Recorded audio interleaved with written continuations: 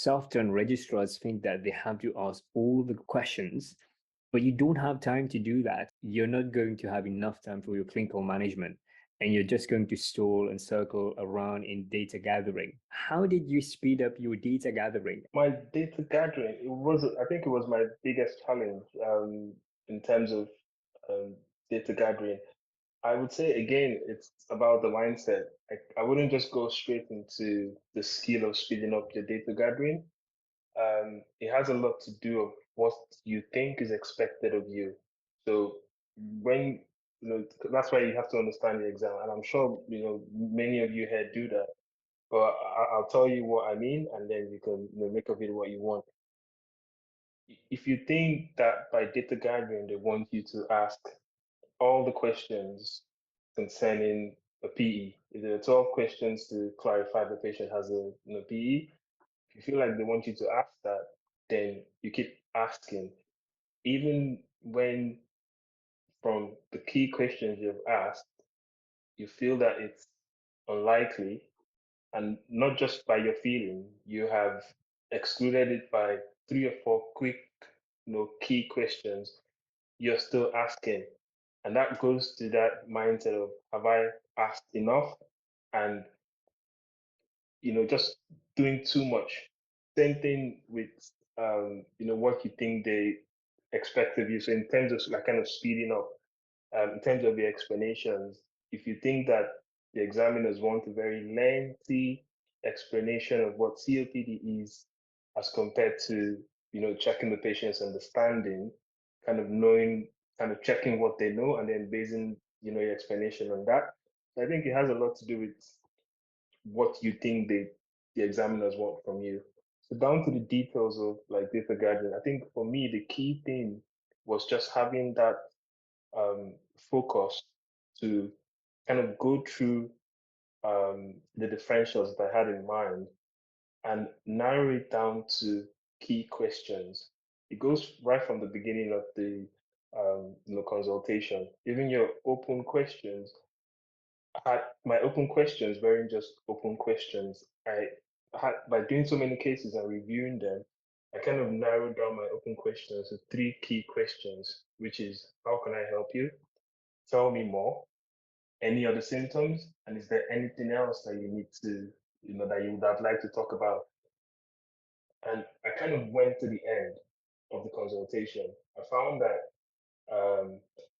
I was doing my, you know, I thought I finished taking the history, and then the patient is, springing up with a knee pain, or springing up with a headache, or springing up surprisingly with a chest pain. So by data gathering, kind of speeding up, go to the end and think about what would likely have an influence on your decision making in this case. So the patient has told you that, oh, I've tried paracetamol. Is there any other medication you've tried? Oh, I think I've tried ibuprofen. And then I was finding that in my management bit, I'm suggesting cocodamol, and they're like, "Oh, I've tried that too." And all of a sudden, I was stuck. That was a wasted, case. So it's kind of anticipating and coming down to key questions and going like, okay, if it's knee pain, there are three or four groups of medications. Ask that, like, have they tried this? So just have that in mind. Same thing with, even taking the history.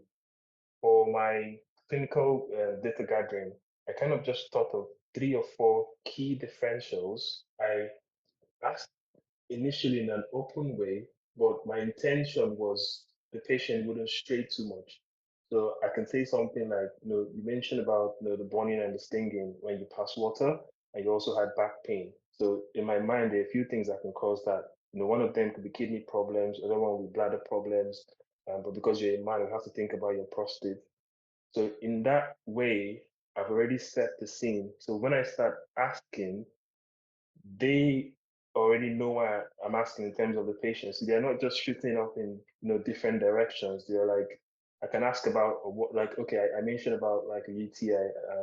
Just to clarify, have you had any like blood in your urine? Have you had any fever? Have you had any vomiting?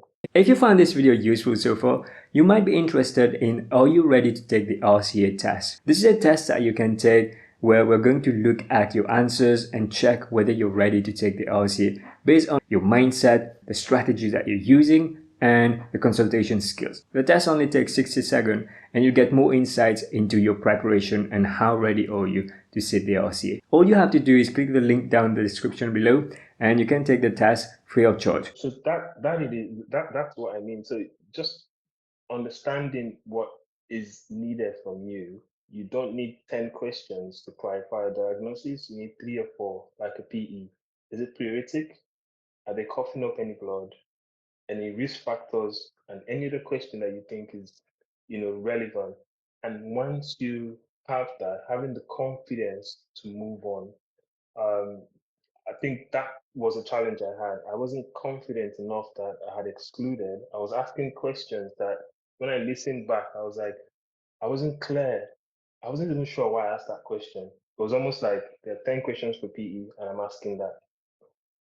When you're anxious, you can do all sorts, but that's key, really. Start from the end, understand what it is that might, trip you up. And then that will help you know what are the relevant questions to ask. And then even when you're asking it subconsciously, that will influence because you're going to be asking directed questions, especially when you're in that closed question section. You really need to be concise and focused. You really need to have differentials in mind because just asking random things, it doesn't really look like you're organized. So I think, and then also being safe. But if you have differentials in mind, for each differential, there are always red flags. So if your patient says they have chest and hand and arm pain and is on the left, if you ask, does it travel? Do you have any chest pain? Does it travel to your jaw? Does it travel to your neck? Do you have any pain in the middle of your back? Automatically, that is you being safe, and that's the expectation. And then you move on. Think about the quality of your question. Make sure that you sharpen your question because that will allow you to narrow down your differentials and commit to working diagnosis. If you don't feel confident, then you're not going to commit to working diagnosis.